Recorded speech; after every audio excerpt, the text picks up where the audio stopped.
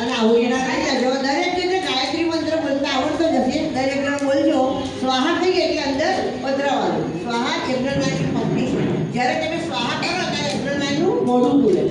એટલે તમારે દરેક જણે ગાયત્રી મંત્ર બોલવાનો છે. બોલો યજ્ઞનારાયણ ભગવાન કી જય. ઓમ બોલ ભુવા